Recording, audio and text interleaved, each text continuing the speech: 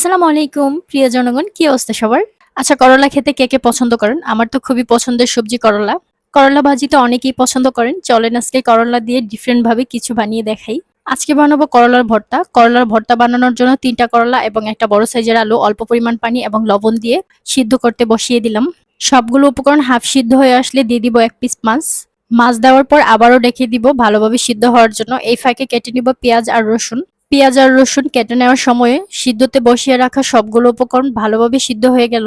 তারপরে ভর্তাতে দেওয়ার জন্য একটা কড়াইয়ে খাঁটি সরিষার তেল দিয়ে ভেজে নিলাম শুকনা মরিচ। শুকনা মরিচ ভেজে উঠে নেওয়ার পর দিয়ে দিলাম রসুন আর পেঁয়াজ। রসুন আর পেঁয়াজটা একটু লাল লাল করে ভেজে নিব। সব ভাজাভাজি শেষ করে এখন হচ্ছে মাখামাখি করার পালা, মানে হচ্ছে ভর্তা বানানোর পালা। ভর্তা বানানোর জন্য প্রথমে শুকনা মরিচ এবং পেঁয়াজ ভালো করে মেখে নিব। তারপরে দিয়ে দিলাম ধইনা পাতা।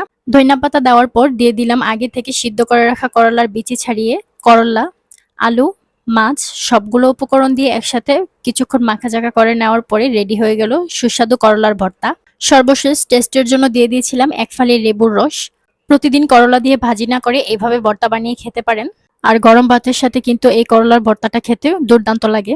আর এইভাবে করলার ভর্তা বানিয়ে নিলে কিন্তু আপনি অনায়াসে ১ প্লেট ভাত খেয়ে নিতে পারবেন। তাই বাসায় একবার হলেও এইভাবে করলার ভর্তাটা বানিয়ে খাবেন। আশা করছি খুবই ভালো লাগবে।